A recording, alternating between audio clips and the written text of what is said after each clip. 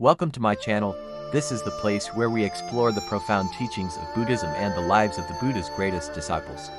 In today's video, we will discover the 10 extraordinary disciples of the Buddha, each renowned for their wisdom and compassion. If you find this content helpful, don't forget to like and subscribe to the channel so you won't miss out on future videos. Now, let's begin our journey with the Buddha's 10 greatest disciples. Rahula, foremost in secret practices, and the Buddha's son Rahula, the only son of Siddhartha Gautama who would later become the Buddha, and his wife, Princess Yasodhara, holds a unique place in the history of Buddhism. While he is often remembered as the Buddha's son, Rahula was also a highly accomplished monk, renowned for his diligence in secret or solitary practices.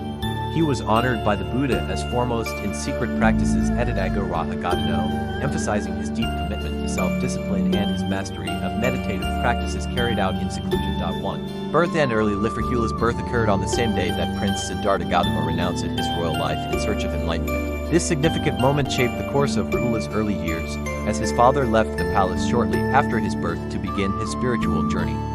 As a result, Rahula grew up under the care of his mother, Princess Yasodhara, and his grandfather, King Suddhodana, in the royal palace of Kapilavastu. From a young age, Rahula was curious about his absent father, and although he lived in comfort and privilege, there was a sense of longing to know more about the man who had left the palace to seek something greater.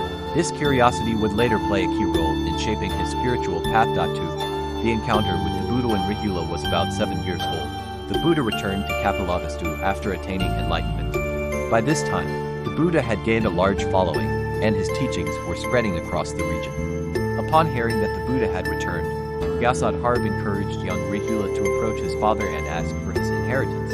Referring to the spiritual inheritance of the Buddha's wisdom, obeying his mother, Rahula approached the Buddha with innocence and sincerity, requesting his inheritance. The Buddha, seeing Rahula's potential for spiritual growth, decided to give him the greatest inheritance of all the Dharma. He asked Venerable Sariputta to ordain Rahula as a novice monk, making him the youngest monk to join the Sangha at the time. This event marked a turning point in Rahula's life. He left behind his royal upbringing to embrace the austere life of a monk. Although young, Rahula's journey into the monastic life would lead to profound spiritual development and a deep understanding of the Dharma. 3. Rahula's training and early discipline. Upon entering the Sangha, Rahula's training was rigorous.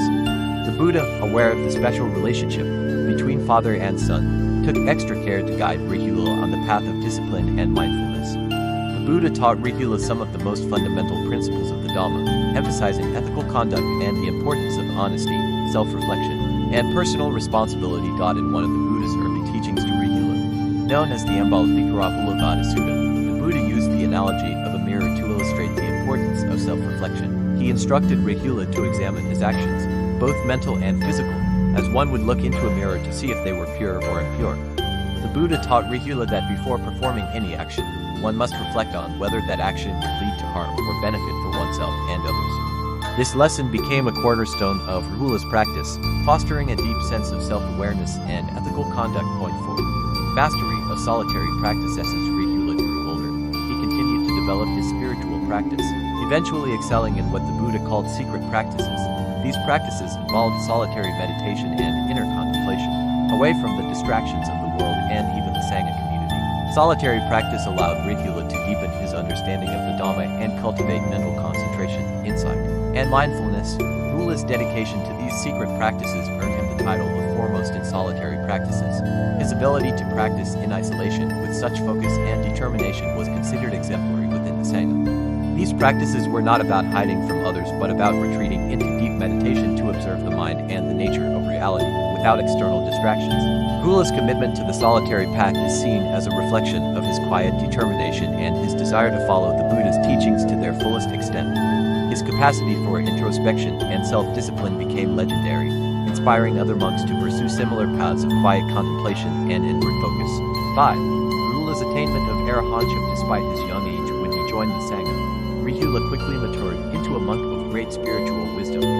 His steady progress in both meditation and ethical practice eventually led him to attain arahantship, the highest level of spiritual realization in Buddhism. This marked the culmination of Rahula's journey toward liberation, where he fully realized the nature of impermanence, suffering, and non-self. Rahula's attainment of arahantship is significant, as it demonstrates the transformative power of the Dharma. From a prince born into privilege, Rahula became a model of humility, discipline, and insight. His journey serves as a testament to the possibility of spiritual awakening for all beings, regardless of their background or circumstances. 6.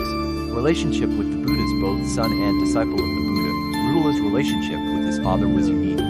Although the Buddha treated Rahula with the same fairness and impartiality that he extended to all his disciples, there was a deep bond between them. The Buddha's teachings to Rahula were always infused with compassion and understanding, guiding him toward a path of liberation while also acknowledging the special connection they share. Rahula's decision to become a monk and dedicate himself to the Dharma is often seen as an extension of the Buddha's own journey toward enlightenment. In this sense, Rahula carried forward the legacy of his father, not as a prince but as a spiritual practitioner who exemplified the qualities of mindfulness, discipline, and inner peace. 7. Legacy of Rahula's legacy as foremost in secret practices continues to inspire Buddhists across the world. His dedication to solitary meditation and his mastery of introspective practices highlight the importance of inner contemplation and self-discipline in the pursuit of enlightenment. While Rahula's initial identity may have been tied to his role as the Buddha's son, his accomplishments as a monk transcended his royal lineage, earning him a revered place among the Buddha's foremost disciples. Rahula's life serves as a reminder of the power of discipline, ethical conduct, and personal reflection in the spiritual path. His ability to practice in solitude, coupled with his unwavering commitment to the Dharma, offers a timeless example for practitioners seeking to cultivate wisdom, mindfulness, and inner peace.